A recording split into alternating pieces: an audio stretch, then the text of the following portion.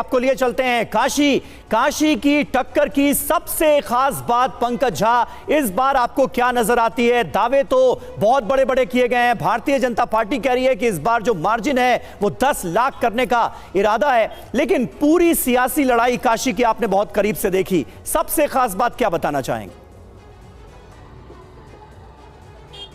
देखिए, काशी यानी वाराणसी जो संसदीय क्षेत्र प्रधानमंत्री नरेंद्र मोदी का, यहाँ देखिए जो अभी कह रहे थे कुंदन गोरखपुर की तरह यहाँ भी बनारस का भी कुछ यही हाल है। यहाँ के रिजल्ट के बारे में सबको पता है कि जीत किसकी होगी, हार किसकी होगी, लेकिन सवाल ये है कि आखिर जीत का अंतर क्या होगा, जिसको लेकर अगर आप देखिए तो बीजेपी के बड़े बड़े नेताओं ने देश भर के यहाँ करीब 10 दिनों तक कैंप किया। चूंकि प्रधानमंत्री नरेंद्र मोदी इससे पहले जब होता था तो चुनाव प्रचार के आखिर में बनारस आ जाते थे। इस बार ऐसा हुआ नहीं, वो कन्याकुमारी चले गए और देश के दूसरे हिस्सों में उन्होंने चुनाव प्रचार किया है। तो यहाँ पार्टी के दूसरे नेताओं ने ये जिम्मेदारी संभाल ली और इस बार बीजेपी का टारगेट ये है कि कम से कम 10 लाख के जीत मतलब वोटों का अंतर रहे जीत में। हालांकि काम बड़ा मुश्किल ही नहीं, फिलहाल तो मुझे लगता है जिस तरीके से हालात हैं, गर्मी है और वोट कम पड़ रहे हैं, उससे असंभव लग रहा है। लेकिन जिस तरीके से पिछली बार 4.25 लाख था, उससे आगे ले जाने की यानी जीत का अंतर ले जाने की कोशिश बीजेपी की तरफ से की जा रही है। दूसरी तरफ समाजवादी पार्टी और कांग्रेस के जो ज्वाइंट कैंडिडेट हैं अजय राय, जो पहली बार यहाँ से चुनाव नहीं लड़ रहे हैं, चौथी बार चुनाव लड़ रहे हैं, वो कह रहे हैं कि उनके लिए भी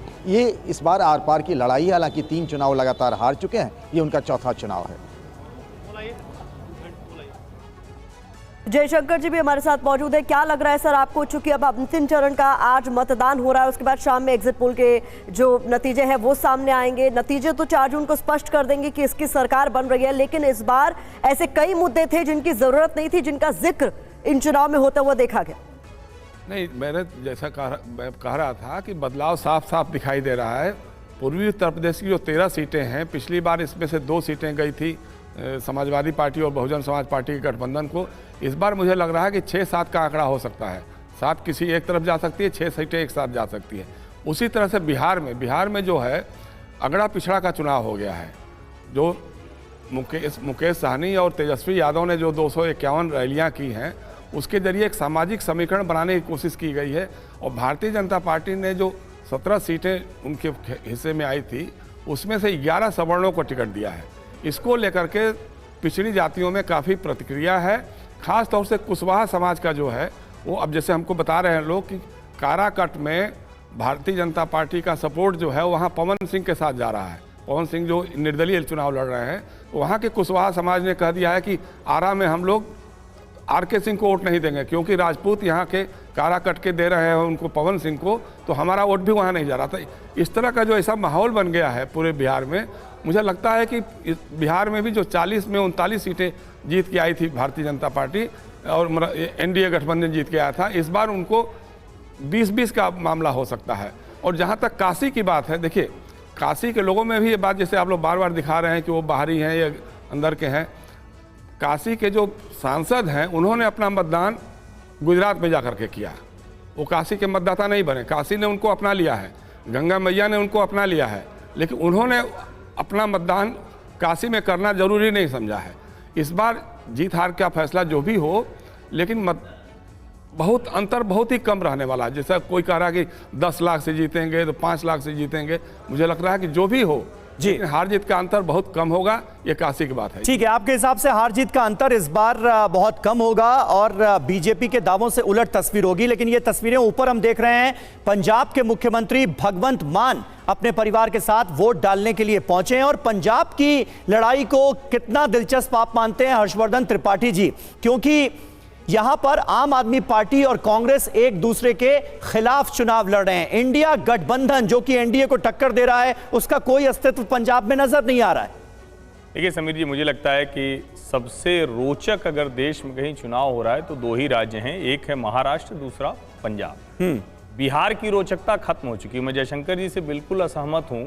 मुकेश सहनी और तेजस्वी वो सामाजिक समीकरण नहीं बनाते हैं। काराकाट एक सीट हो सकता है, एक आध सीट और हो सकती है, लेकिन ओवरऑल अगर समीकरण की बात करेंगे तो समीकरण आप पिछड़ी जातियों के नेताओं को देखिए ना, आप चिराग पासवान को देखेंगे दलितों के लिहाज से, जीतन राम मांझी को देखेंगे, उपेंद्र कुशवाहा को देखेंगे, नीतीश कुमार को देखेंगे, और भारतीय जनता पार्टी उसमें ऐड करती है। बड़ा साफ सा गठबंधन है वो, जिसमें एक तरफ एक समूह को लेकर दूसरे वाले दूसरे समूह को, तो बहुत मुझे वो मजबूत दिखता है। लेकिन पंजाब की अगर बात करें तो सोचिए कितना रोचक है। भारत के इतिहास में पहली बार 4 कॉर्नर फाइट होने जा रही है। कभी आज तक नहीं हुई। वहां गठजोड़ लड़ता था, भारतीय जनता पार्टी अकाली दल की पिछलग्गू रहती थी, कांग्रेस एक मजबूत पार्टी रहती थी, तीसरा कोई कभी होता नहीं था। कांशीराम जी ने थोड़ी कोशिश की थी, फिर डेरा वालों ने थोड़ी कोशिश की थी, लेकिन वो कभी सफल नहीं हुई। अब इस बार आप सोचिए, कांग्रेस अलग है, आम आदमी पार्टी अलग है, अकाली अलग है, भारतीय जनता पार्टी अलग है, और भारतीय जनता पार्टी पहली बार 6 ऐसी सीटें हैं कम से कम जिस पर वो मजबूती से लड़ रही है। कितनी सीटें जीतेगी पंजाब में उसकी स्थिति कभी बहुत अच्छी नहीं रही, लेकिन 6 ऐसी सीटें हैं। आप अगर ध्यान से देखें, चाहे वो कैप्टन की पत्नी हो, चाहे वो रवनीत बिट्टू हो, चाहे वो सुशील रिंकू हो, चाहे वो तरनजीत संधू हो, चाहे वो बठिंडा वाली जो IAS ऑफिसर महिला है, उनका नाम मैं भूल रहा हूं, वो मतलब एक तरह से भारतीय जनता पार्टी जिसको एंटी फार्मर, एंटी पंजाब वो किया जाता था, और प्रधानमंत्री नरेंद्र मोदी ने कोशिश की और उसका असर देखिए कैसे पड़ा।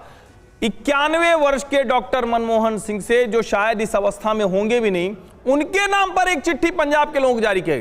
प्रधानमंत्री, पूर्व प्रधानमंत्री मनमोहन सिंह, देश के मतदाताओं के नाम चिट्ठी नहीं गई, पंजाब के मतदाताओं के नाम गई। मुझे लगता है पंजाब सबसे रोचक होने वाला है, और उसका एक प्रमाण मिला जब मनीष तिवारी से, चंडीगढ़ की बसपा के जो प्रत्याशी हैं महिला, उन्होंने कहा कि भैया इस रेड लाइट के इस पार आप लोग साथ हैं, रेड लाइट पार करते ही खिलाफ होते हैं, तो आपके ऊपर जनता क्यों भरोसा करेगी।